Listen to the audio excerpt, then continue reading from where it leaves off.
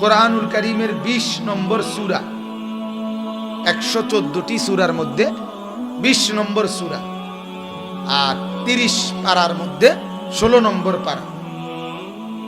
এই 30-16 নম্বর পারার 20 নম্বর সূরা, সূরায়ে তাহা সূরাটির নাম।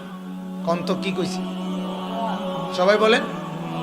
যারা জীবনও কোরআন হাদিসের কথা শুনেনও না, পড়েনও না, বা কথা মুখ দিয়ে কওনো না, তারাও কইবেন।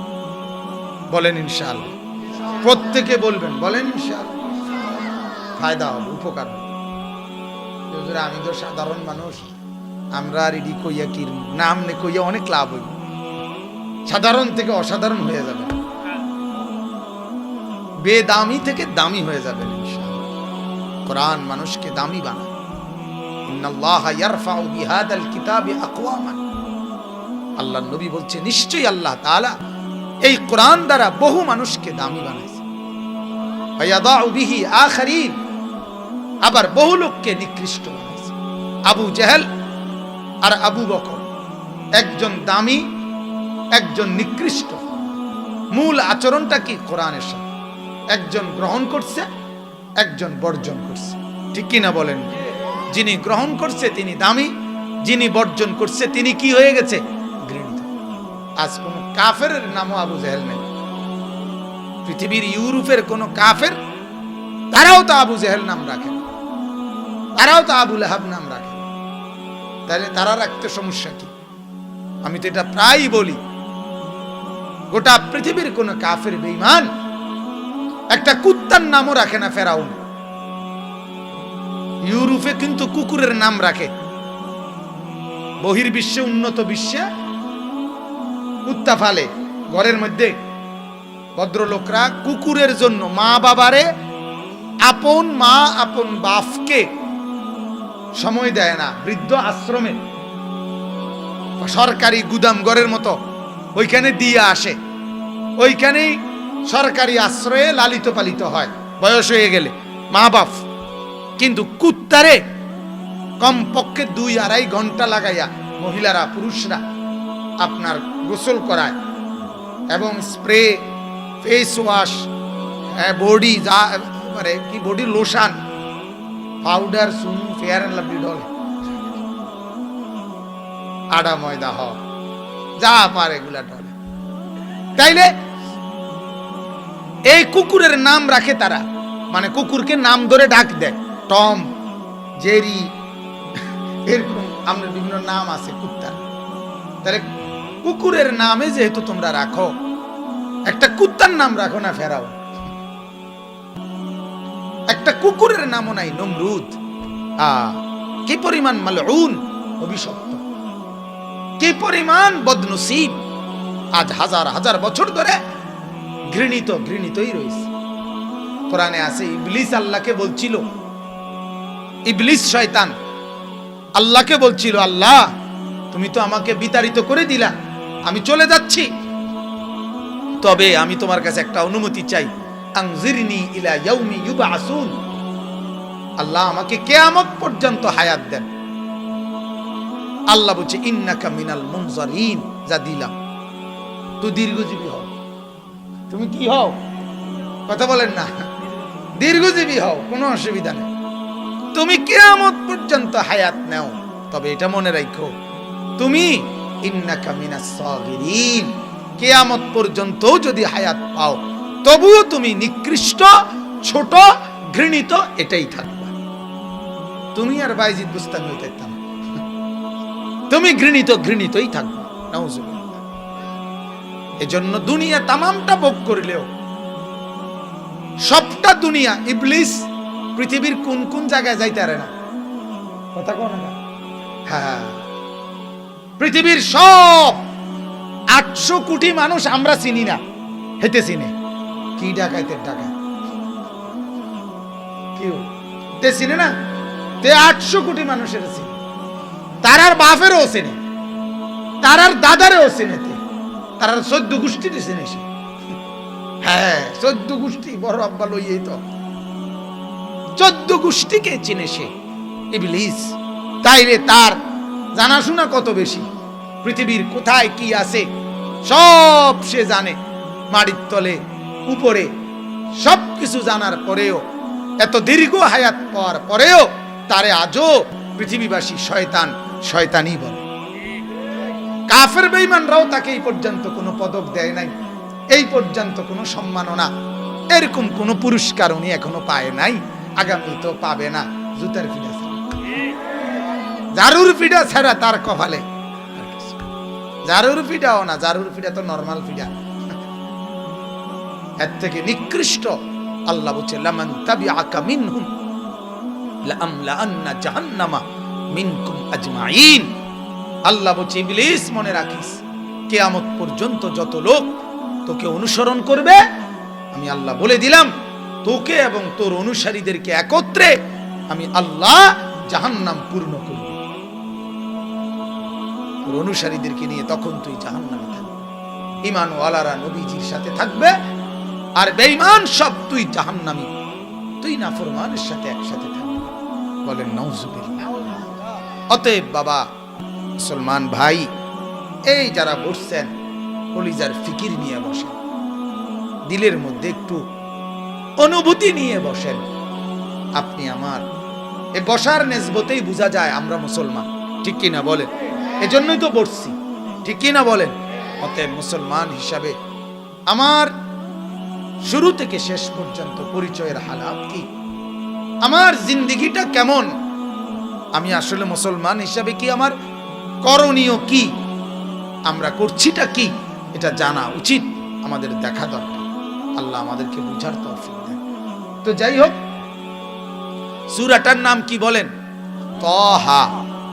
তাহা এই সূরা 20 নম্বর সূরা। এই সূরার একটা বিশেষ বৈশিষ্ট্য হলো, এই সূরাটা এই মাত্র একটু আগে যার নাম বললাম, সাইয়্যিদুনা ওমর রাদিয়াল্লাহু তাআলা আনহু, মানে হযরত ওমর ইবনে খাত্তাব রাদিয়াল্লাহু তাআলা আনহু, আল্লাহর নবী সাল্লাল্লাহু আলাইহি ওয়াসাল্লামের দ্বিতীয় খলিফা যিনি, এবং সাহাবীদের মধ্যে শ্রেষ্ঠ সাহাবীদের মধ্যে দ্বিতীয় জন, ঠিক না? 1 নম্বর জন কে বলেন? আবু বকর। আপনার বাড়ি তো আবু বকর বলেন কেন? হযরত আবু বকর সিদ্দিক রাদিয়াল্লাহু তাআলা আনহু, কমপক্ষে আবু বকর রাদিয়াল্লাহু তাআলা, সাহাবায়ে কেরামের নামের আজমত অনেক বেশি, অনেক বেশি। আল্লাহর নবী সাল্লাল্লাহু আলাইহি সাল্লাম বলেন, একজন সাহাবী অর্ধ মুদ, মুদ মানে আরব দেশের একটা পরিমাপ, এটা 2.25 কেজি, 2.25 কেজির মতো, 2.25 কেজি আটা বা গম যদি কোনো সাহাবী আল্লাহর রাস্তায় দান করে থাকে, আর তোমরা যদি পরবর্তী কেউ আইসা উহুদ পাহাড়টা পুরা স্বর্ণ স্তূপ আল্লাহর রাস্তায় দান করো, তাহলে সাহাবীর ওই 2.25 কেজির আটা বা গমের দানের সমপরিমাণ মর্যাদাও তোমরা পাইবা। আল্লাহর নবী বলেছেন, কথা বুঝছেন না? এই পরিমাণ দাম সাহাবীদের। হযরত আব্দুল্লাহ ইবনে মুবারক রাহমাতুল্লাহি আলাইহি একজন বড় বুজুর্গ ছিলেন, মুহাদ্দিস আলেম। উনি বলছেন, নবীজির একজন সাহাবীর ঘোড়ার, উনি যে যুদ্ধ করছেন আল্লাহর পথে, যুদ্ধ করছেন যে ঘোড়াটা দিয়ে, এই ঘোড়ার নাকের ছিদ্রে যে বালুর কণা ঢুকছে, পরবর্তী পৃথিবীর সমস্ত নেককার, সমস্ত পীর বুজুর্গ আউলিয়া, গাউস কুতুব, আলেম ওলামা, দিনদার, ফরহেজগার, মুত্তাকি, আবেদ, জাহেদ, সব এক পাল্লা। আর সাহাবীর নিজের না, ওনার ঘোড়ার নাকের ছিদ্রে যে বালু ঢুকছে, সে বালুর দাম বেশি। সাহাবীদের মর্যাদা, রাসূলুল্লাহ সাল্লাল্লাহু আলাইহি সাল্লামের সংস্পর্শ প্রাপ্ত সাহাবীরা। তো বলতেছিলাম, সাইয়্যিদুনা ওমর রাদিয়াল্লাহু তাআলা আনহু, তিনি এই সূরাটা, সূরা তাহা, উনি যেদিন আল্লাহর নবীকে হত্যা করতে রওনা দিছিলেন, পথে উনি শুনছেন নুআইম নামে একজন মুসলমান সাহাবী, উনি ওনাকে বলছে, তুমি যে মুহাম্মদকে হত্যা করতে যাচ্ছ, তোমার বোন আর বোন জামাই তারাই তো মুসলমান হয়ে গেছে, তখন ওমর বলছে, আরে কি কর, ঘর ঠিক করে আগে তাহলে ঘরে ফিরতে লইয়ার পরে যাওয়াই বলবো, বাড়ি ঠিক না করে আর বাইরে যাবো কিতাম।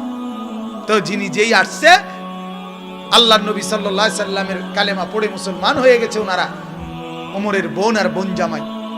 তো এই ওনাদেরকে যখন অনেক নির্যাতন করছে, মারছে, এই ওনার বোনের নাম ছিল ফাতেমা, বোন জামাইয়ের নাম হলো সাঈদ ইবনে যায়েদ। বেহেশতের সুসংবাদ প্রাপ্ত আশারায়ে মুবাশশারা, এই 10 জন সাহাবী আছে যাদেরকে আল্লাহর নবী একত্রে বেহেশতের সুসংবাদ দিছিলেন। এর মধ্যে হযরতে ওমরের এই বোন জামাই একজন, এই যিনি শুরুতে যাকে ইসলাম গ্রহণ করার কারণে ওমর খুব মারছিল। তো হযরতে ওমর রাদিয়াল্লাহু তাআলা এই বোন আর বোন জামাইকে চূড়ান্তভাবে যখন মারতেছিল, তখন মারতে মারতে ওনার বোনের কপাল থেকে যখন রক্ত ঝরে পড়ছে, কিতাবে আছে তখন ওনার বোন এই সময় গিয়া রক্ত হাতে নিয়া হযরত ওমরকে বলছে, ফাতেমা ওনার বোনের নাম, যে ওমর, এই রক্ত সেই রক্ত যে মা তোকে জন্ম দিছে, সেই মা আমাকেও জন্ম দিছে, এক রক্ত আমরা 2 ভাই বোনের, তুই কেমনে এক মায়ের সন্তান হইয়া আমার রক্ত ঝরাইতে পারলি? কিতাবে আছে। এইটা বলাতে ওমর মাথা নোয়ায় ফেলছে, অর্থাৎ আর বাকি আঘাত কি করে নাই, করে নাই। অর্থাৎ তুই কি করলি? আমি কি তোর এক মায়ের বোন না? আমি কি তোর রক্তের বোন না? তুই কেমনে রক্ত ঝরাইলি? হযরত ওমর রাদিয়াল্লাহু তাআলা আনহু তখন থেমে গেছে, মানে রাগ হজম করে ফেলেছে। তখন উনি বলছেন, আমি যখন ঘরের দুয়ারে আসছি তখন শুনতেছিলাম তোরা 2 জন কি যেন পড়তেছিলি, হেডি কি পড়ছো শোনা। এই তখন বোন দেখেন, ইসলামের দাওয়াত এটাকেই বলে। রক্তাক্ত অবস্থাতেও ইসলামের দাওয়াতের নিয়ম হলো নিজের জান দিয়ে হলেও একজন মানুষ যদি কালেমাওয়ালা হয় সেটা কামনা করা। দুনিয়া থেকে তো চলে যাবই আমি, কিন্তু যাওয়ার টাইমও যেন আমার আচরণ দ্বারা একজন মানুষ কালেমাওয়ালা হয়। আমরা কিতাবে পড়ছি, হায়াতুস সাহাবা কিতাবে, নবীজির এক সাহাবী এক সর্দারের কাছে ইসলামের দাওয়াত পেশ করছে, হারাম ইবনে মিলহান রাদিয়াল্লাহু তাআলা আনহু।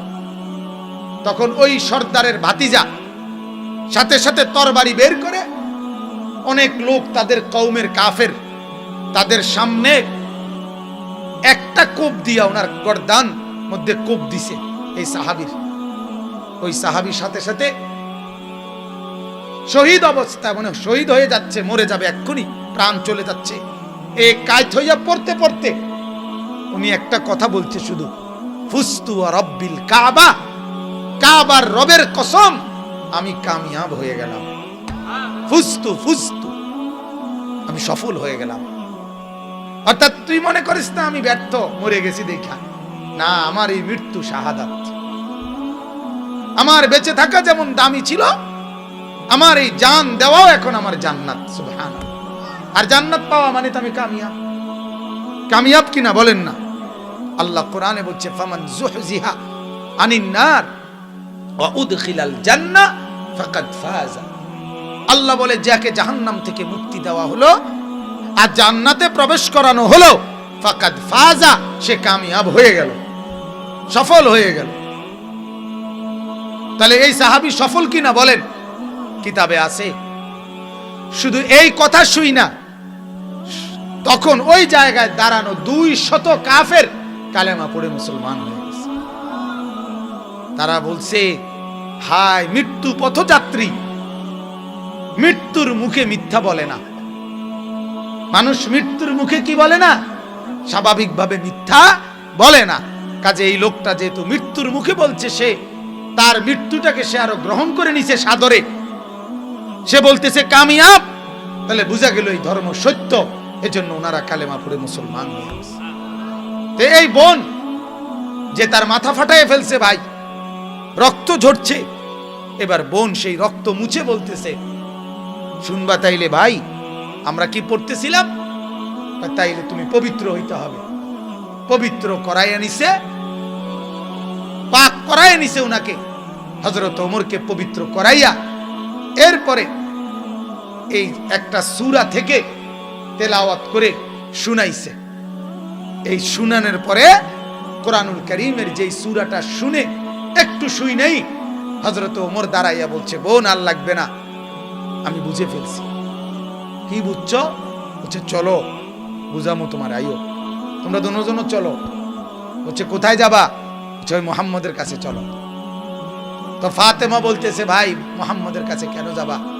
বলছে হ্যাঁ বোন, আর ভাগবো না, চিন্তা করো না, এবার গর্দান নেব না, নিজের গর্দান দেব, জান নেব না, জান দিয়েই দেব, নিজেকেই দিয়ে দেব, চলো। এরপরে হযরত ওমর আল্লাহর রাসূলের কাছে গিয়ে কালেমা পড়ে মুসলমান হয়ে গেছে। তো এই যে সূরাটা পড়ে শুনাইছিল, যেই সূরাটা শুনে ওমর কালেমা পড়ে মুসলমান হইছে, এটাই সূরা।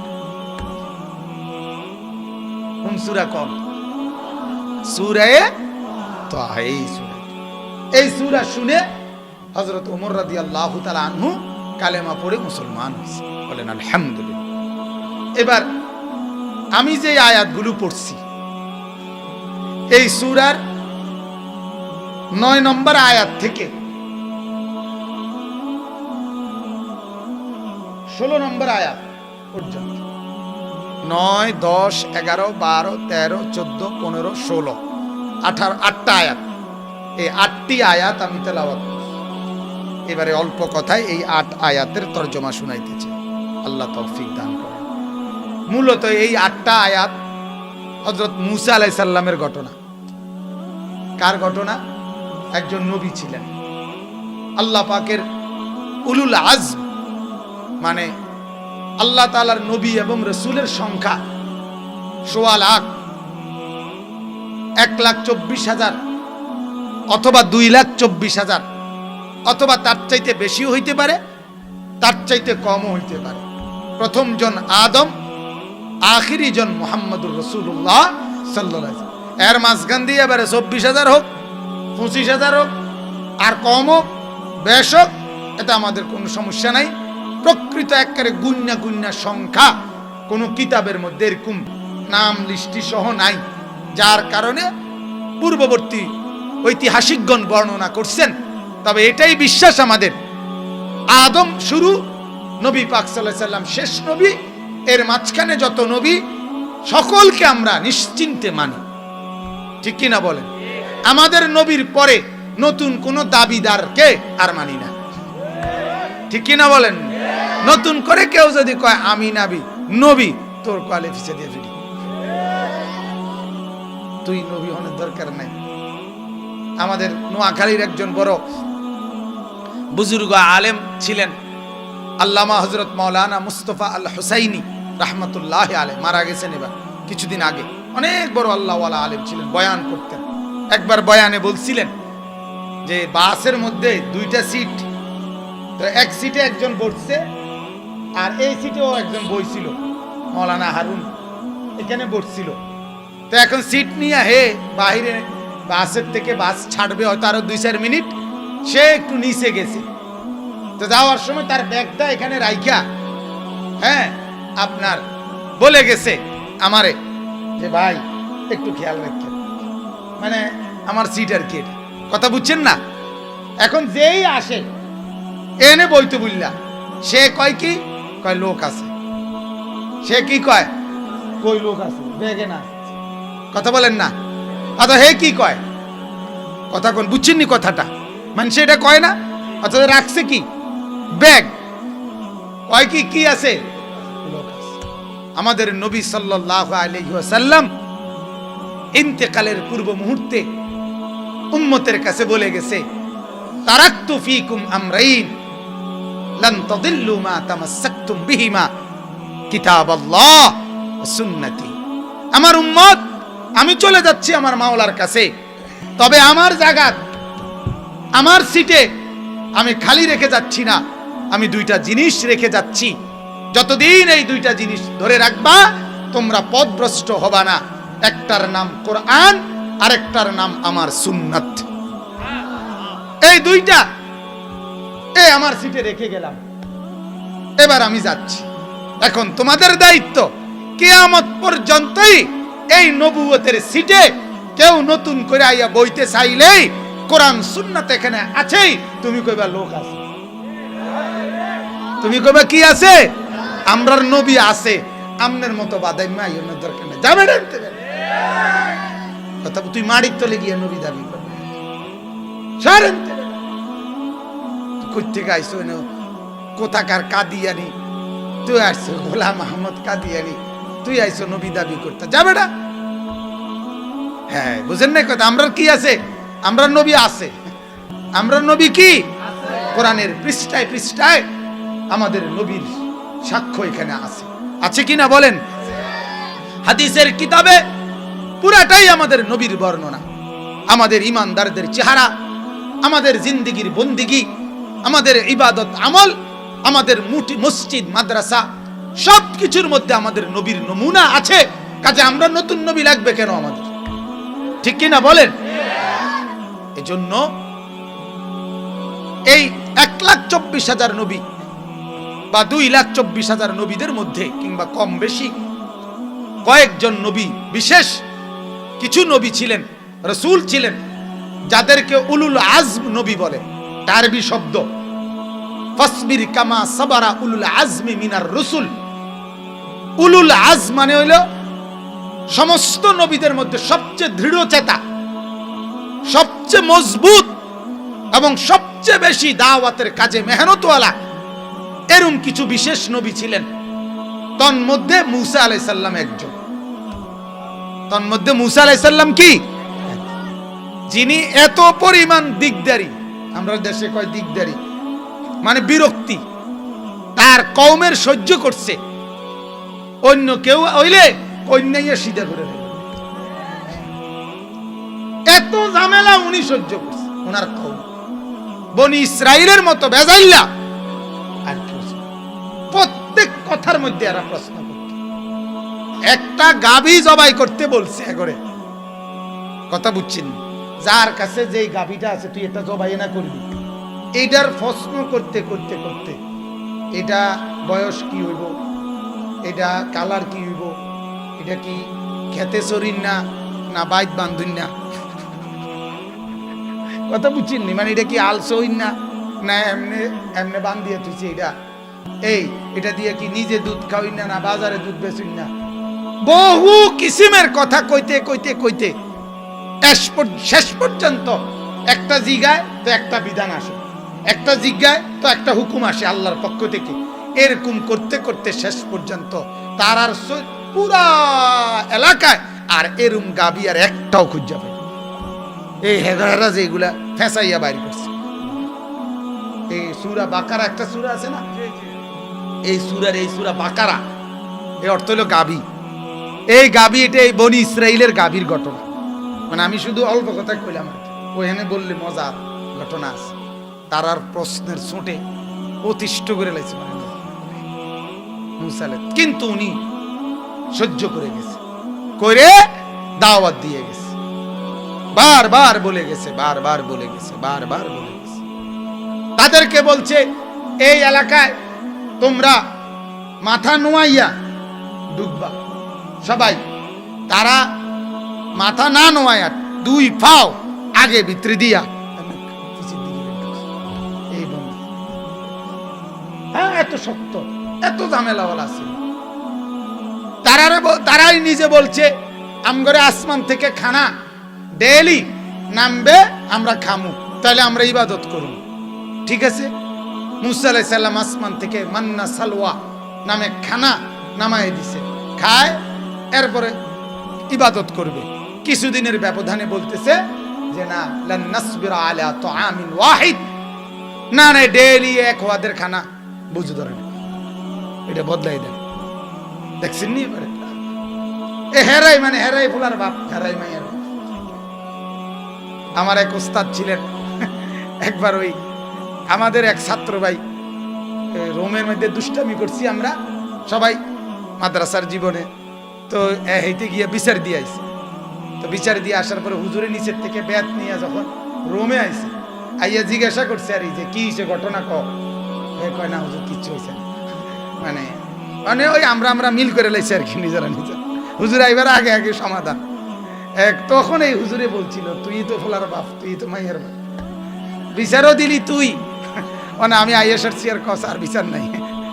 এই বনি ইসরাইল প্রত্যেক কথায় কথায়, প্রতিটা কথায় তারা প্রশ্ন করত। কিন্তু হযরতে মূসা আলাইহিস সালাম উলুল আজম ছিলেন, একেবারে দৃঢ়চেতা মজবুত ছিলেন, যার কারণে উনি ওনার দায়িত্ব পূর্ণ আদায় করেই আল্লাহর কাছে চলে গেছেন। সুবহানাল্লাহ। আল্লাহর পাক মূসা নবীর ঘটনা বিস্তারিতভাবে কোরআনের এই এক সূরা না, বহু সূরাতে আল্লাহ তাআলা মূসা আলাইহিস সালামের ঘটনা উল্লেখ করেছেন।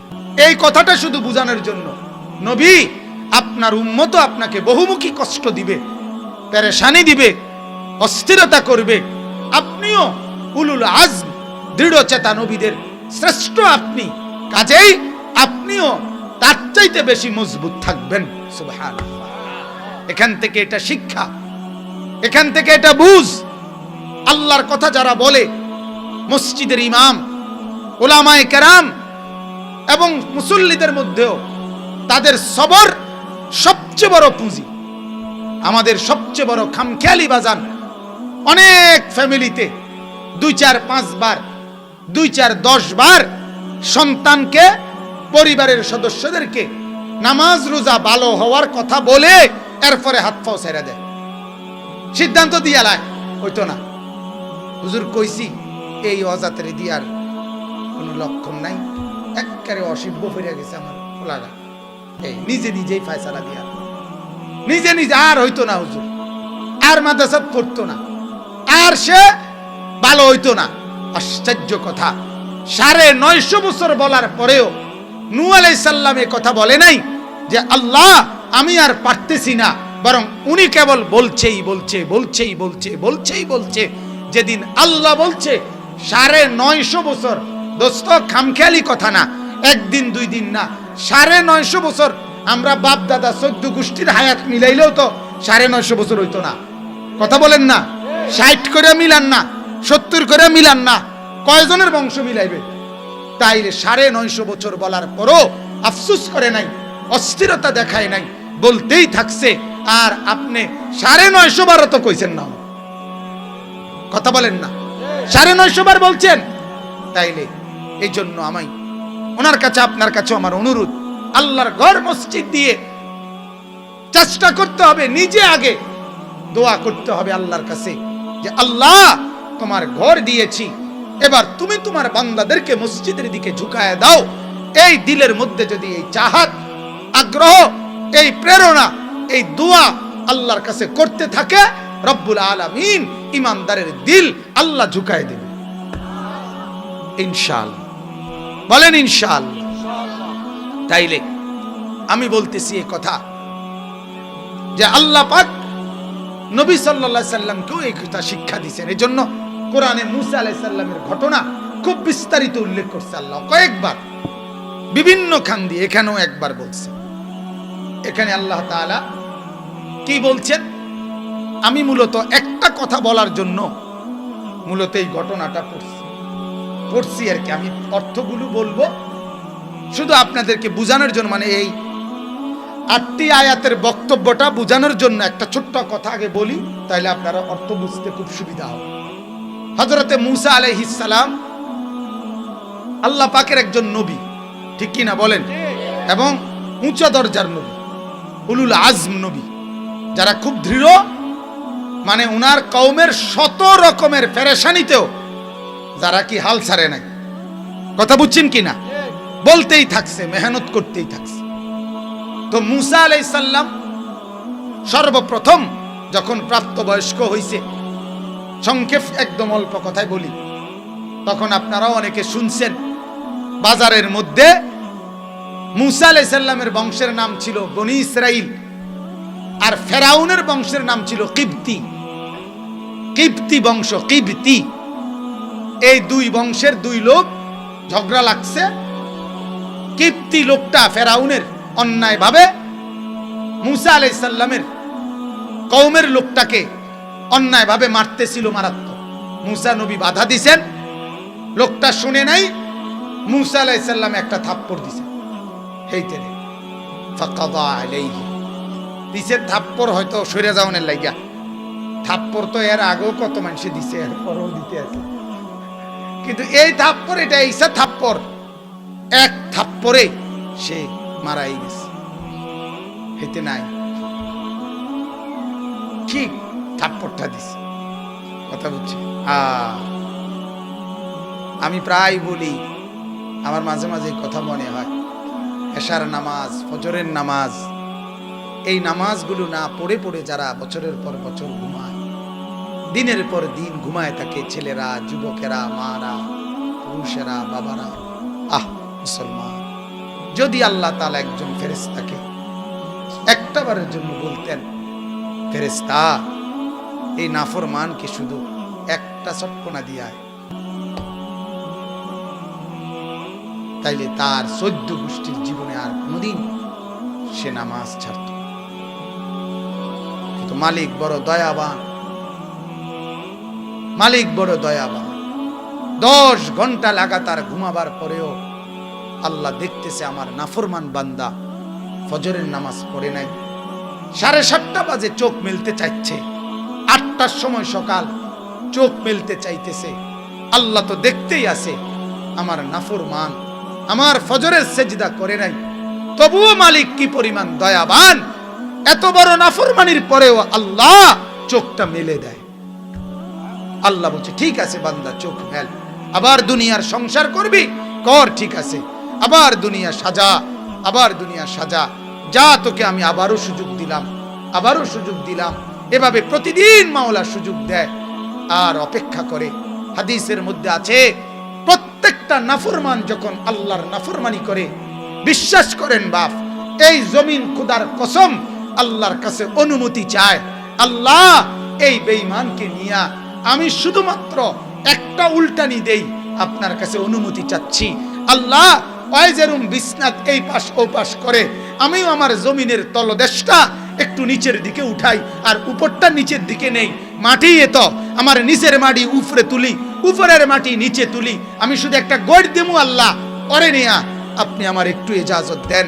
আল্লাহর কসম বাপ, রব্বুল আলামিন তখন বলে, না জমিন এমন করিস না, ও যে আমার হাতে বানানো বান্দা, ওর নাক আমি লাগাইছি, ওর চোখ আমি লাগাইছি, ওরে ঘুম আমি পাড়াইছি, ওর চোখ আমি বেলে দিয়েছি, রাত হয়েছে আমি ইন্তজাম করেছি, আমারই তো হাতে গড়া, দেখি না আমার বান্দা তওবা করে কি, ফিরে আসে কি,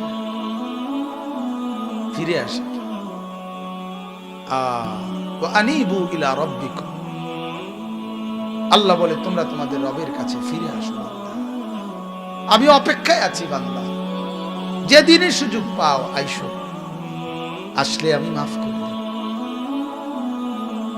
এক নাফরমান সন্তান তার মা আর বাপ থেকে যদি আলাদা হয়ে যায়, 2 বছর 4 বছর পরে চোখের পানি ছেড়ে মা আর বাবার সামনে আইসা যদি মাফ চায়, হাদিসের বক্তব্য দ্বারা বোঝা যায় ওই মা আর বাপ সন্তানের চোখের পানি দেখেও মাফ করতে যদ্দূর দেরি না করবে, খোদার কসম রব্বুল আলামিন তার নাফরমান বান্দার চোখের পানি দেখলে মা আর বাবারও কোটি দিন আগে, কোটি সময় আগে আল্লাহ মাফ করে দিবে।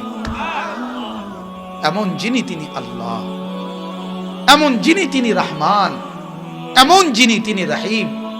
অতএব আমার ভাইরা, এটা আপনারা বোঝা উচিত, আমরা এটা বোঝা উচিত। আমাদের জিন্দেগি এভাবেই রাত, এভাবেই দিন পার হয়ে যায়।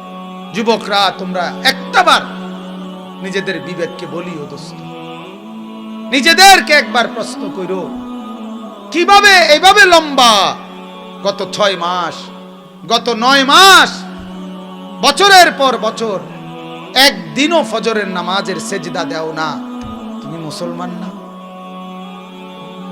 তুমি কি আল্লাহকে চেনো না? তোমার মা মুসলমান না? তোমার বাবা মুসলমান না? তোমারে আল্লাহ বানায় নাই? তোমার নাক চোখ আল্লাহ লাগায় নাই? তুমি কার ইচ্ছায় ঘুমাও বাপ? বলেন, তুমি কার ইচ্ছায় জেগে ওঠো? তোমার মুখের হাসি আল্লাহর দান, তোমার চোখের পানি আল্লাহর দান, তোমার রাতের ঘুম আল্লাহর দান, তোমার সকালের জেগে ওঠা আল্লাহর দান। এই হাত যখন ঘুমাইছ তখন তারা নাড়তে পারো নাই, এমনিই পড়েছিল। আবার চোখ মেলার সাথে সাথে পুরা বডির স্প্রিং আবার সচল করে দিছে আল্লাহ। আল্লাহ যদি মাওলা সচল না করতেন দুনিয়ার কেউ পারত না। যদি আল্লাহ রাত ভোর না বানায় পৃথিবীর কেউ ভোর বানাতে পারবে না। আল্লাহ কোরআনে বলছে, যদি দিনকে আমি আল্লাহ অন্ধকার না বানাই কেউ আর রাত আনতে পারবে না। যদি অন্ধকারকে আমি আল্লাহ আলোকিত না বানাই তাইলে কেউ আর আলো আনতে পারবে না। মান ইলাহুন গায়রুল্লাহ ইয়াতিকুম বিদিয়াইন। কেমনে বললে বুঝবেন আপনারা? আসলে আমরা বুঝি না, বুঝি না বাপ, মাঝে মাঝে বুঝি না। মাঝে মাঝে মনে হয় শুধু নিজেই কাঁদি, নিজেই কাঁদি, এছাড়া আর কি করার আছে? চোখের পানি ছাড়া আর কি করার আছে? আপনারা এইখানেও যারা বসছেন, এই যত মাস, মাশাআল্লাহ কি সুন্দর করে বসছেন। কেমন সুন্দর হবে যদি জান্নাতে এরকম একত্রে বসা যায়। কল্পনা করেন, ভাবেন না একবার, যদি জান্নাতে একবার বসা যায় এমন কেমন মজা হবে। কিন্তু সেজদা বিহীন জান্নাতে কেমনে যাবে? বন্দিগি বিহীন এই কপাল যদি সেজদা না থাকে কিভাবে যাবে? আল্লাহকে নারাজ করে জান্নাতে কেমনে যাবেন বাবা? কেমনে? দুনিয়া দুনিয়া ভোগ করতেছেন, দুনিয়াই ভোগ করছেন। খুব বেশি কি ভোগ করছেন বলেন? এমন কোন দিন গেছে যেদিন পেরেশানি নাই? কথা বলেন না ভাইয়া, কোন দিন গেছে? এমন একটা দিন গেছে নি পেরেশানি নাই? পেরেশানি ছাড়া কোন দিনটা গেছে? সিএনজির একজন ড্রাইভার তাকায় থাকে তীর্থের কাকের মতো, কখন একজন কাস্টমার আসবে। তার কলিজার ভিতরে অস্থিরতা, একজন কাস্টমার। একজন দোকানদার তাকায় থাকে একজন কাস্টমারের দিকে। এই তো দুনিয়া, সারাক্ষণ পেরেশানি। কখন জমবে কয়টা টাকা, কখন জমবে কয়টা খাবার। এই না রব্বুল আলামিন বলেন, আমি আল্লাহ তাআলা যদি শান্তি তুলে নেই, আমি যদি রিজিক তুলে নেই, আমি যদি দুনিয়া থেকে তোমাদেরকে দুর্ভিক্ষ দিয়ে দেই, আমি যদি অভাব দিয়ে দেই, আমি যদি দারিদ্রতা দিয়ে দেই, কে আছে তোমাদের তোমাদের এই অভাব আর দারিদ্রতা দূর করবে? কথা বলেন না। যে হসপিটালে মানুষ সুস্থ হয়, ওই হসপিটালে মানুষ মারা যায়। যে ডাক্তারের প্রেসক্রিপশনে মানুষ সুস্থ হয়, ওই ডাক্তারের প্রেসক্রিপশনে ওষুধ খায় মানুষ মারা যায়। ওষুধ খাইতে খাইতে মানুষ সুস্থ হয়, ওষুধ খাইতে খাইতে মানুষ মারাও তো যায়। বোঝা গেল ওষুধের হাতে তো কিছুই নাই, হসপিটালের হাতে তো কিছুই নাই, ডাক্তারের হাতে তো কিছুই নাই। যা তা একমাত্র কায়নাতের মালিক আল্লাহ তাআলার হাতে। তাকে কেন নারাজ করছে? কেমনে বললে বুঝবেন? যদি বলেন হাত ধরে বলি, তা আসেন হাত ধরে বলি। যদি বলেন বুকে জড়াইয়া বলি, যুবক আসো বুকে জড়াইয়া ধরি, তোমাকে ধরেই কাঁদি। চলো। চেহারা সুরতের কি হালাত। যতজন বসছেন সবাই এশার নামাজ পড়েন না, আমি জানি, আমার আন্দাজ আছে। চেহারা দেখলেই বোঝা যায় বাপ। আহা, কিভাবে ভুলে গেলেন আল্লাহকে? কেন এভাবে নারাজ করছেন আল্লাহকে? মুসলমান, এত ব্যস্ততার ভিতরে দুনিয়ার সব কাজ করা যায়, তো নামাজও তো পড়া যায়, এটা তো কঠিন কিচ্ছু না। আলগা কোনো বোঝা না, সিমেন্টের বস্তা আলগি দেওয়া না। হ্যাঁ, এটা কি একটা গাজি টাঙ্কি কান্দিল? কি এটা? কঠিন কি জিনিস এটা? চলেন, আল্লাহ আমাদেরকে বুঝ দান করেন। যাদের বুঝ আছে তারা কাঁদেন, তারা চোখের পানি ফেলিয়ে বাকিদের হেদায়েত তাইলে ভালো হবে। এই মুরব্বী কিছু আছেন তো ফাঁকে ফাঁকে, চেহারা দেখলে বোঝা যায় নামাজি। যুবকও কিছু আছেন নামাজি, আপনারা কাঁদেন মাঝে মাঝে এক দুই ফোঁটা চোখের পানি ফেলে। চোখের পানির বড় দাম। আল্লাহকে চোখের পানি ফেলে বলবেন, আল্লাহ আমার জাতিকে বাঁচান, আমার কওমকে বাঁচান, যুবকদেরকে বাঁচান, মা মেয়েদেরকে বেপরদিগি থেকে বাঁচান। বলেন আমিন। তো আল্লাহ তাআলা এই মূসা আলাইহিস সালাম ওই লোকটাকে যখন মেরে ফেললো চড়ের আঘাতে, তখন মূসা আলাইহিস সালাম মিশর ছেড়ে মাদায়েন পার্শ্ববর্তী একটা এলাকা অনেক দূর, ওইখানে তিনি চলে গেলেন যাতে ফেরাউনের বাহিনী ধরতে না পারে। সেখানে যাওয়ার পর লম্বা ঘটনা, সেখানে যাওয়ার পরে উনি এই যে লম্বা পথ সফর করছে, এত ক্লান্ত হয়েছে ওই এলাকায় গিয়া, একেবারে আর জান চলে না, শরীর চলে না। ওইখানে গিয়ে তিনি একটা কূপ, যেখানে ওই এলাকার মানুষ তাদের উট বকরি এগুলারে পানি খাওয়াইতেছে, এই কূপের পাড়ে গিয়া পাশে গিয়া দাঁড়াইছে। দাঁড়াইয়া এবার অপেক্ষা করে জিরাইতে আছে, মানে বিশ্রাম করতেছে দাঁড়ায়া দাঁড়ায়া, আর পাও চলে না, ক্লান্তিতে আর জান চলে না। তখন দেখছে একটু দূরে দুইটা বোন, দুই মেয়ে, তারা দাঁড়ায়া রয়েছে একলা, তাদের বকরিগুলোকে রশি ধইরা তারা দাঁড়ায়া আছে। মূসা আলাইহিস সালাম অনেকক্ষণ খেয়াল করছে, এই বোন এই দুই মেয়ে তো আলাদা একলা, আর সব পুরুষরা উটের বকরির পানি খাওয়াইতেছে, এরা নিশ্চয়ই যাইতে পারতেছে না এগো কারণে। তখন উনি তাদের কাছে গিয়ে বললেন, কি অবস্থা তোমাদের? তো বলছে, আমাদের আব্বা বৃদ্ধ, এজন্য আমাদের আর ভাই নাই, আমরাই নিরুপায় হইয়া আসছি বকরির দুধ আরে পানি পান করাইতে, কিন্তু ওরা সব গিয়ে সারলে এরপরে আমরা একাকী পান করাবো।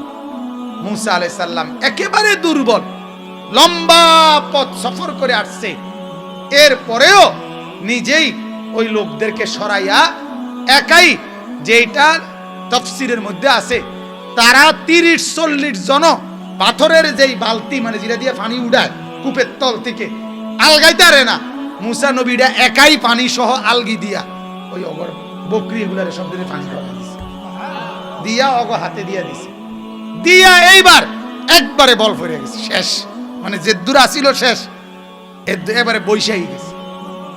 তো কোরআনে আছে উনি বসে গিয়ে এবার আল্লাহকে হাত তুলে বলছে, রব্বি ইন্নী লিমা আনজালতা ইলাইয়া মিন খাইরিন ফাকির। আল্লাহ, এই মুহূর্তে তুমি যাই আমার কাছে পাঠাও রিজিক হিসাবে, আমি এটার প্রতি বড় মুখাপেক্ষী, অর্থাৎ আমি আর চলতে পারতেছি, আমার আর জান বাঁচবে না। এ কথা কয়ে বসছে। বোনেরা গেছে, ওই দুই মেয়ে, তাদের বাবাও ছিলেন নবী হযরত শুআয়ব আলাইহিস সালাম। শুআয়ব আলাইহিস সালামের কাছে গিয়ে বোনেরা দুইজন বলছে, আব্বা, এইভাবে এক যুবক আমাদের বকরিকে পানি পান করায় দিছে, উনি এক বোনকে পাঠাইছে, যাও তাকে নিয়ে আসো, তাকে উজরত পারিশ্রমিক দেব, এই খানার ব্যবস্থা আছে। ওই বোন আইসা ডেকে নিয়ে গেছে, উনি সেখানে গেছেন, ওনাকে দেখে শুআয়ব আলাইহিস সালামের খুব পছন্দ হয়েছে এবং পুরা ঘটনা শুনছে কি হয়েছে। তখন শুআয়ব আলাইহিস সালাম তখন তাকে বললেন যে, তুমি আমার বাড়িতে আমার বকরিগুলো চড়াইবা, এই কাজ করবা 8 বছর কিংবা 10 বছর, তোমার যেটা ইচ্ছা, 8 বছর কিংবা 10 বছর, যেটাই তোমার ভাল লাগে, যেই মেয়াদ তুমি বকরি চড়াইবা, বিনিময়ে আমি তোমাকে বকরির এক পাল, মানে অনেক বকরি, এটাও দেব, তোমার এলাকায় যাওয়ার সুযোগও তোমাকে দেব, আমার একটা কন্যাও তোমার কাছে বিয়ে দেব। হযরত মূসা আলাইহিস সালাম একটানা 10 বছর এই শুআয়ব আলাইহিস সালামের বকরি চড়াইছেন এবং 10 বছর পরে ওনার স্ত্রী, মানে শুআয়ব আলাইহিস সালামের মেয়ে, তাকে নিয়ে বকরির পাল নিয়ে রওনা দিছেন এই নিজের এলাকার দিকে, মিশরে আবার ফেরত আসতেছেন। এই আসার পথে ওনার স্ত্রী সন্তান সম্ভবা গর্ভবতী ছিল, প্রচন্ড ঠান্ডা মৌসুম ছিল এবং শত্রুর ভয়ে স্বাভাবিক রাস্তা দিয়ে উনি না এসে ঘুরা পথ দিয়া, অচেনা পথ দিয়া যাচ্ছিল। এই অবস্থায় উনি, রাত্রি অন্ধকার, চতুর্দিকে অন্ধকার, কনকনে ঠান্ডা, পায়ের নিচের মধ্যে বরফ এর চাকা পড়ে গেছে, এই অবস্থাতে ঠান্ডা শীতে একদিকে কাইত, আবার অন্ধকার, আবার রাস্তা হারায় ফেলছে, মানে এখন কোন দিকে যাইব আর কইতে পারতেছেন। এই সময়ে উনি হঠাৎ করে দেখলেন সামনে একটা পাহাড়, পাহাড়ের পাশ থেকে উনি তাকাইয়া দেখলেন পাহাড়ের একটা টিলাতে, মানে একটু উঁচু জায়গাতে একটা গাছের মধ্যে আগুন জ্বলতেছে। উনি সাথে সাথে ওনার বিবিকে বললেন যে তুমি এখানে অবস্থান করো, তোমরা এখানে দাঁড়াও। মানে এখানে তাফসীর আছে উনি ওনার সাথে কোনো খাদেম, দাসী বান্দি বা এরকম কেউ ছিল, আরো বকরিও তো আছে, কথা বুঝছেন কিনা? এগুলো নিয়ে বলছে তোমরা নিচে দাঁড়াও, আমি উপরে যাই, হয়তো সেখানে আমি তোমার জন্য একটু আগুন আনতে পারলে, আগুনের স্ফুলিঙ্গ মানে আগুনের কয়লা আর কি, এটা যদি আনি তাহলে আগুন পোহাইলে তোমার ঠান্ডাটা কি কমে যাবে। অথবা যেহেতু আগুন দেখা যায়, বোঝা যায় নিশ্চয় আগুন ফোয়াইন না কোনো মানুষও থাকতে পারে এখানে, নাহলে কি এর বেহুদা আগুন জ্বলেনি। ওইখানে আমি হেদায়েত মানে দিক নির্দেশনা, পথ পাবো, আমার রাস্তা জিগাইতে পারবো, ওইখানে যদি কোনো লোক বসা পাই। এই কথা বলে ওনাদেরকে নিচে রেখে এরপরে উনি উপরে উঠে গেলেন। ওইখানের পারে ওই গাছটার কাছে তিনি গেলেন, গিয়া দেখে আল্লাহর কুদরত। তাফসীরের মধ্যে আছে গাছটা এরকম যে পুরা গাছের মধ্যে আগুনের মতো ধাউ ধাউ করে জ্বলতেছে, কিন্তু মূলত এগুলো আগুন ছিল না, এগুলো ছিল রব্বুল আলামিনের নূর। সুবহানাল্লাহ। আর মূসা আলাইহিস সালাম অপেক্ষা করতেছে যে এই যে জয়লা, কোন ফাতা যদি জয়লা পড়ে, কথা বুঝেন নাই, তাহলে তো এখান থেকে একটু কি পাবে, আগুন পাবে। এরকম কোন ফাতা জয়রাও পড়ে না। এবার উনি আশপাশ থেকে আরো কিছু পাতা অন্যখান থেকে খুঁজা এবার একত্র করে এইটা আপনি আলগি দিছে, আর এই যে ওইখান থেকে যাতে কি ধরে, কথা বুঝছেন নি, এটাও আগুন এমনি আলগি দিছে গাছের পাতা বা ডাল, এটা তখন শুকনা ডাল।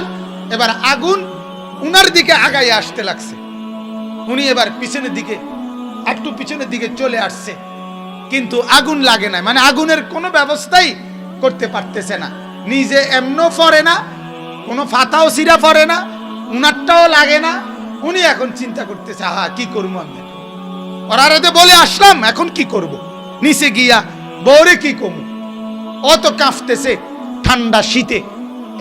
যখন এই অবস্থায় টেনশনে দাঁড়াইয়া আছে, ঠিক এই টাইমে রব্বুল আলামিন হযরতে মূসা আলাইহিস সালামকে ডাক দিছে। কে? এবার আয়াতের তর্জমা শুনেন তাহলে বুঝতে বলে, এরপরে বুঝবেন যে এই কিচ্ছা কোনের অর্থ কি, মানে যে হুজুর এই ঘটনা আমগরে শুনাইলেন কেন, কথা বুঝছেন? এটা বলতেছি এখানেই আছে, আপনি বুঝবেন কেন বলতেছি। আল্লাহ রাব্বুল আলামিন বলতেছেন, ওয়া হাল আতাকা হাদিসু মূসা, হে নবী আপনাকে শোনাচ্ছি, আপনার কাছে সেই খবর কি পৌঁছেছে? মূসা নবীর ঘটনা আল্লাহ নবীকে শুনাইতেছে, মূসা নবীর ঘটনা শুনাইতেছি। এবার কি, ইদ রাআ নারান, আল্লাহ তাআলা বলেন ওই পাহাড়ের চূড়ায় টিলার কাছে প্রচন্ড শীত আর কনকনে ঠান্ডার মধ্যে বিবি বকরি খাদেমা নিয়ে হযরতে মূসা যখন পেরেশান অবস্থায় আগুন দেখতে পেলেন, ইদ রাআ নারান, যখন তিনি দেখলেন আগুন। একটা কথা মনে রাখবেন, কোরআনুল কারীমের ঘটনা আছে, কোরআনে বহু নবীর ঘটনা আছে, বহু ইতিহাসের ঘটনা আছে কোরআনের মধ্যে, কিন্তু কোরআনুল কারীমের একটা মূল নীতি, এবং এটা আমাদের জীবনেরও মূল নীতি হলো কোরআন সুন্নাহর কোন ঘটনার মাকসাদ শুধু কিচ্ছা বলা, গল্প বলা, ঘটনা বলা, এইটা উদ্দেশ্য না, বরং ঘটনার যেই অংশে আমাদের জন্য কোনো শিক্ষা আছে, উপদেশ আছে, ওইটাই শুধু পেশ করা, এটাই হলো কোরআনের মূল উদ্দেশ্য। কথা বুঝছেন?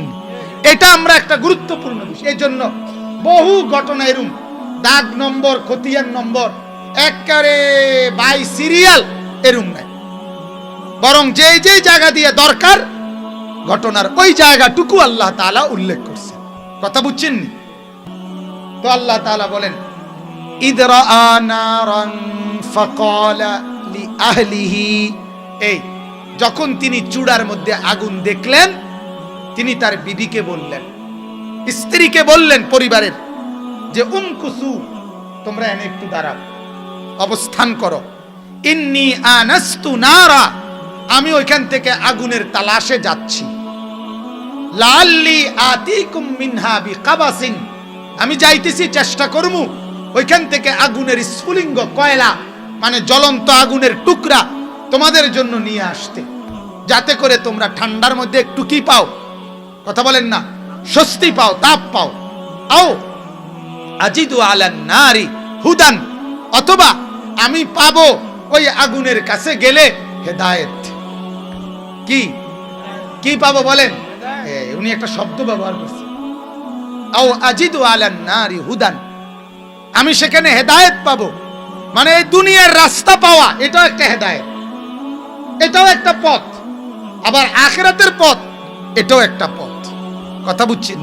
এই যে কোরআনুল কারীমকে বলা হয় হুদাল্লিল মুত্তাকিন, মুত্তাকিদের জন্য কোরআন হেদায়েত।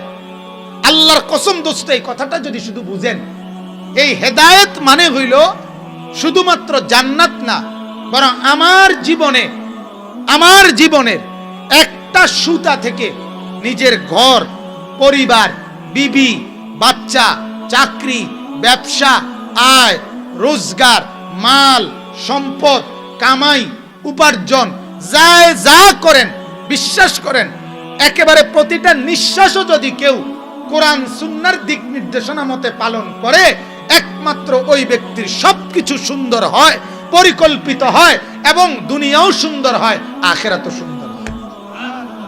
এটারে হেদায়েত।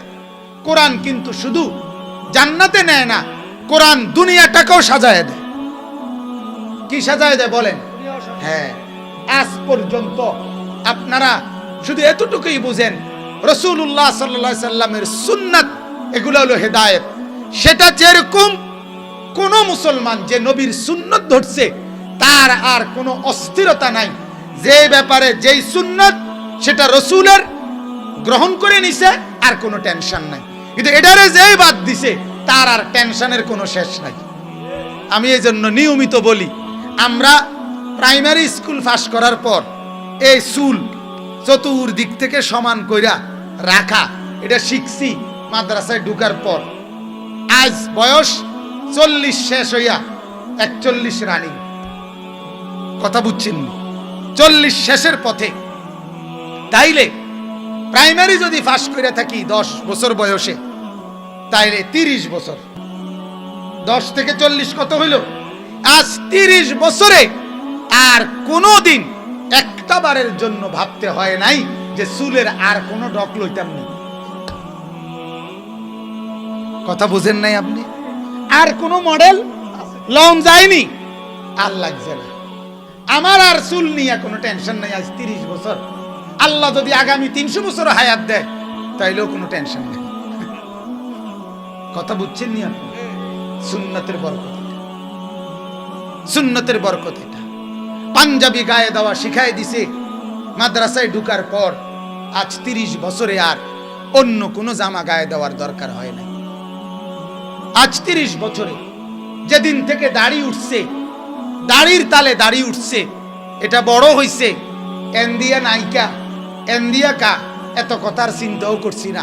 রাসূলের সুন্নাত, আল্লাহর হুকুম পালন করতে থাকছি, এই নিয়ে আর কোনো টেনশন করতে হয় নাই।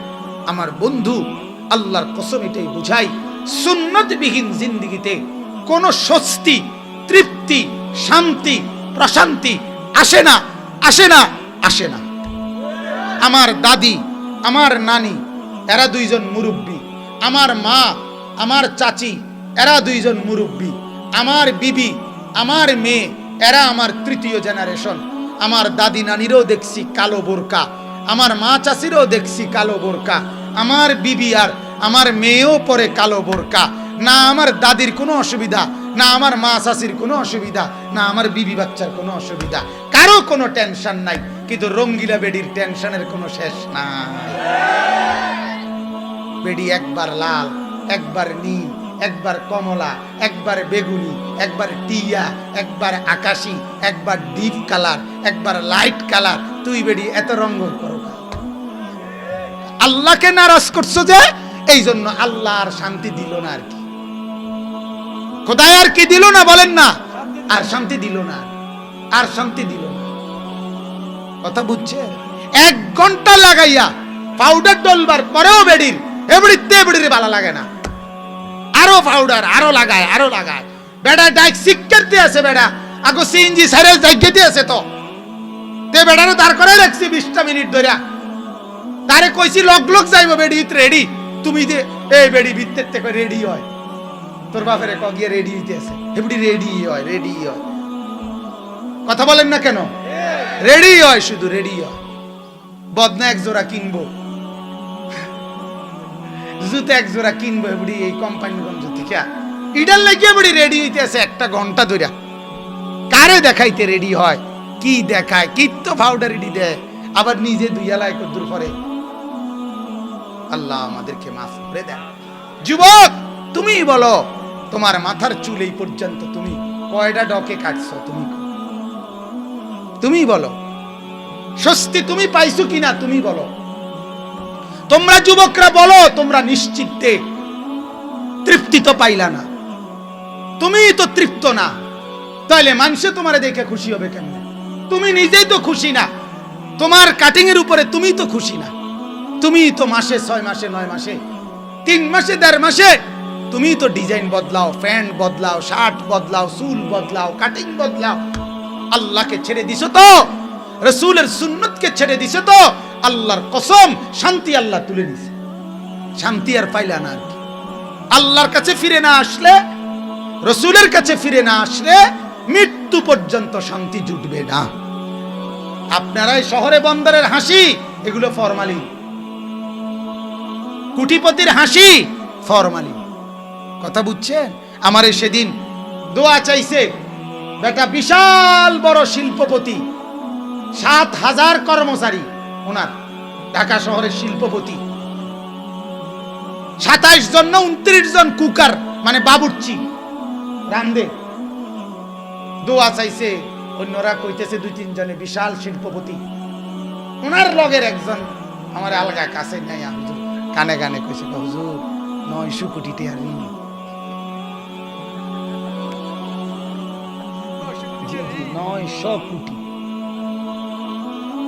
900 কোটি টাকা ঋণী।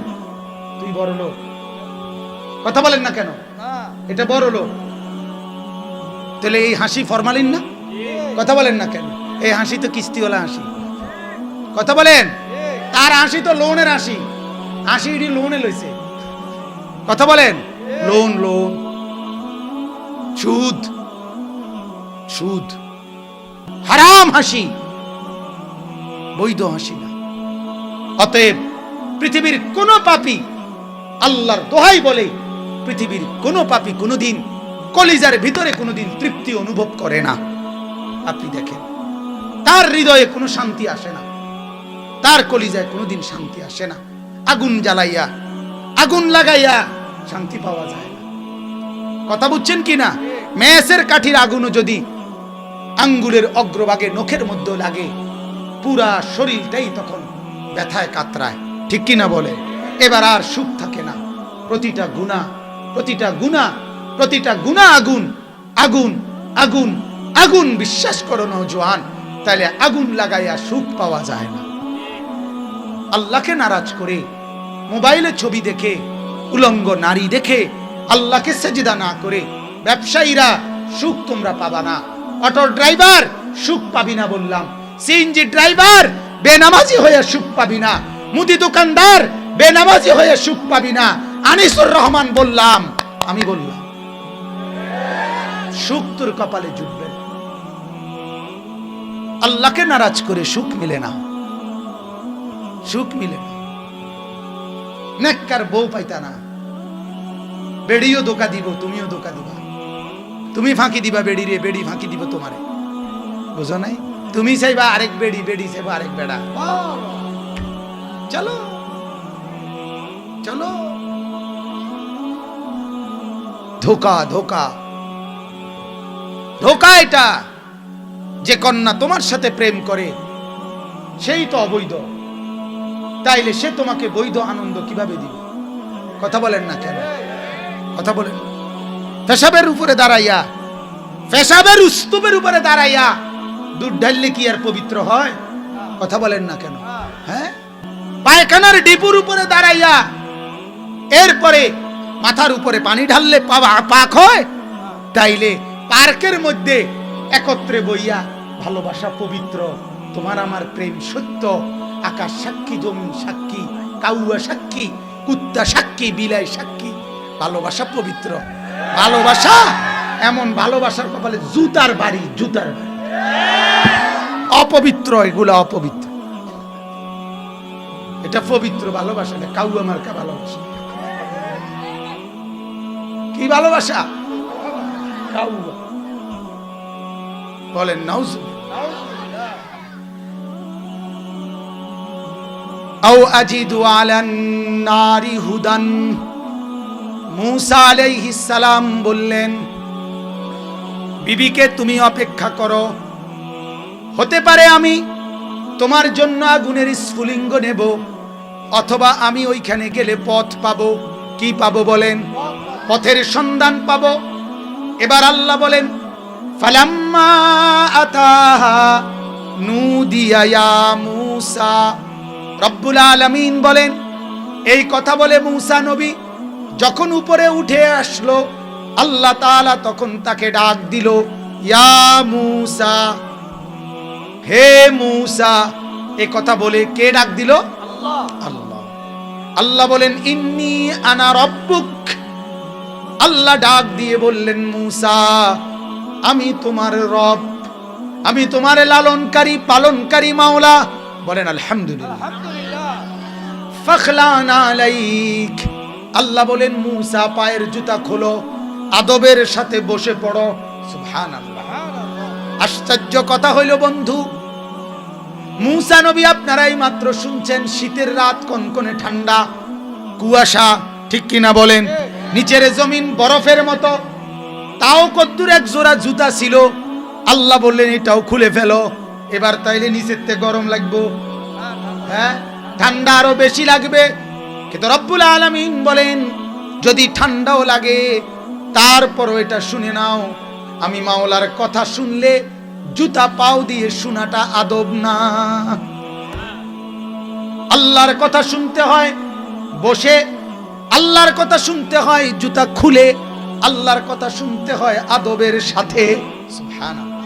এজন্য আমি বলি বন্ধু, বুটও খাইবা, ওয়াজও শুনবা। বুট খানা হইতে পারে, ওয়াজের লাভ হইতো না। বনও খাইবা, বিড়িও খাইবা, চাও খাইবা, আলুর চপও খাইবা, পেঁয়াজও খাইবা, এগুলা খানা হবে, ওয়াজের লাভ হবে না। আল্লাহর কথা শুনবার জন্য দিল লাগবে, জবান লাগবে, কান লাগবে, মহব্বত লাগবে, আদব লাগবে, ভদ্রতা লাগবে। যেই আদবের সাথে 6 বছরের বাচ্চা মক্তবে কোরআন শরীফ কায়দা নিয়া জুতা বাহিরে রাইখা মসজিদের ইমাম সাহেবের সামনে বসে গেছে, 6 বছরের মাওলা বাচ্চাকে দেখছে, মাওলা বলে, আদবের সাথে আসলি, যা, আমার পুরা কোরআন আগামী 4 বছরের ভিতরে তোর সিনায় দিয়া দেব। হাফিজে কোরআন হইয়া বাইত ফাটাই দিবি, যা, ডেইলি আসিস, ঠিক মতো পড়িস। আল্লাহ আদব চাই, আদব চাই, আদব চাই। বহুত জনের তো ফ্যানওয়ালা না, কথা বুঝছেন? নামাজ পড়তেন না জিঙ্গেলে, না হুজুর পড়লাম, হইলে একটু সমস্যা। সমস্যা কি আপনি গোড়া উঠছে কোনো না? গোড়া না, লজ্জা থাকা দরকার বেটা। তোমরা যারা পেশাব করে পানি লাও না মুসলমান, ওই 2 বছরের বাচ্চা 6 বছরের বাচ্চার থেকে শিক্ষা নাও বেটা, লজ্জা থাকা দরকার। ওই বাচ্চার মাও তো 2 বছরের বাচ্চা, মুত্তা দিলে ওই হাফ প্যান্ট আর ফিন্দায় না, কুইলালায় নতুন পবিত্র হাফ প্যান্ট, ধোয়া হাফ প্যান্ট তারে ফিন্দায়, ঠিক কিনা বলেন না? আর তুমি এই মুত লইয়া, এই লুঙ্গিটা লইয়া, ফ্যান্ডিটা লইয়া আড়ো কেন? হ্যাঁ, নির্লজ্জ। আত্মমর্যাদা কাকে বলে? আত্মসম্ভ্রম তো থাকা চাই, আত্মসম্মান তো থাকা চাই। আল্লাহ মাফ করে দেন। আল্লাহ বলেন, ফাখলানা আলাইক ইন্নাকা বিল ওয়াদিল মুকদ্দাসি তুয়া। মূসা, তুমি তুর পাহাড়ের তুয়া জায়গাটার নাম, এই টিলার মধ্যে পবিত্র এক জায়গার মধ্যে আছো। ওয়া আনা আখতারতুকা, আমি তোমাকে বাছাই করেছি। ফাসতামি লিমা ইউহা, আমি তোমার নিকট এখন ওহী নাজিল করব, এগুলা তুমি মনোযোগ দিয়ে শুনো। এরপরে এই কথাটা হলো, আমার আর সময় নাই, দেরি হয়ে গেছে। মূলত মূসা নবী চাইছিল দুনিয়ার গ্রামে যাওয়ার, মিশরের এলাকায় যাওয়ার রাস্তা। রব্বুল আলামিন বলে, মূসা এদিকে আও, তোমারে দেখাবো জান্নাতের রাস্তা। বুঝেন নাই? উনি আইছিল কি রাস্তাটা? আইতো মিশরের রাস্তা খুঁজতে। রব্বুল আলামিন বলেন, না রে, তোরে মিশরের রাস্তাও দেখামু, আখিরাতের রাস্তাও দেখামু, জান্নাতের রাস্তাও দেখামু। মাদ্রাসায় আসবি ইনশাআল্লাহ, আমি রব্বুল আলামিন দুনিয়াও খাওয়াবো, জান্নাতেও খাওয়াবো। আল্লাহকে নারাজ করবা, দুনিয়ায় শুধু কিছু খাইতে পারবা, ভাত তরকারি গোস্ত মাছ, শেষ পর্যন্ত টয়লেট, 3 থেকে 3.5 ঘন্টা মেয়াদ। ঠিক কিনা বলেন? বন রুটির মেয়াদ এত কম থাকে না। এই যে বন রুটি যেটি চিল্লিয়া দেয়, এটা তো তোমার 2 দিন মেয়াদ। কথা বলে না কেন? আরে বন রুটি, ভাও রুটি, বন রুটির মেয়াদ এত কম না। তোর ফেডের মেয়াদ যে দুর্বেটা, তুই কি পরিমাণ দুর্বল। এতটি ভাত তরকারি খাইলি, কমপক্ষে 6টা দিন মেয়াদ রাখতে না। কথা কর না কেন? এত ভালো গোস্ত খাইয়া, এত সুন্দর রান্না খাইয়া, একটা সপ্তাহ মেয়াদ রাখতে না, 3 থেকে 3.5 ঘন্টার মধ্যে মেয়াদ উত্তীর্ণ হয়ে গেল। কি পরিমাণ দুর্বল আমরা।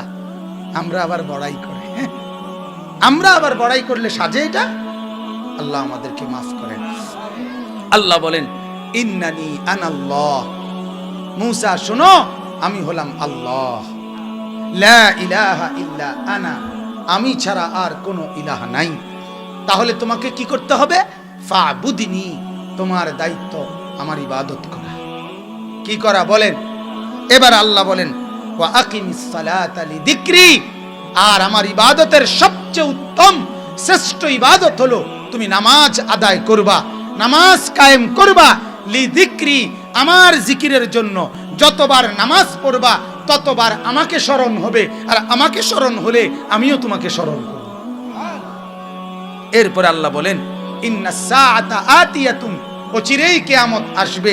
আকাদু উখফিহা, এখন আমি নাম ঠিকানা, সময়, তারিখ বলতেছি না, গোপন রাখছি।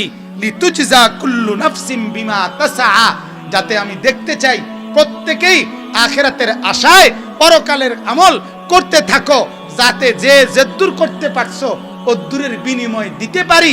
এই জন্য তোমার কাছে তারিখ আমি বললাম না, আমি জানি আমার কাছে কিয়ামত কোন দিন।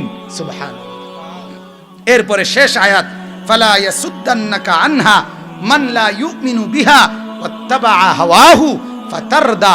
আল্লাহ বলে, মূসা সাবধান করে দিলাম, তুমি বলার পরেও যখন দেখবা কিছু লোক মানে না, কিছু লোক মনের মতো চলে, আমি তোমাকে বলে দিলাম, তুমি প্রচার করবা, দাওয়াত দিবা, কিন্তু কেউ যদি না মানে, কেউ যদি গুরুত্ব না দেয়, নিজের মন মতো চলে, চলুক, তুমি কিন্তু ওদের মতো চলো না।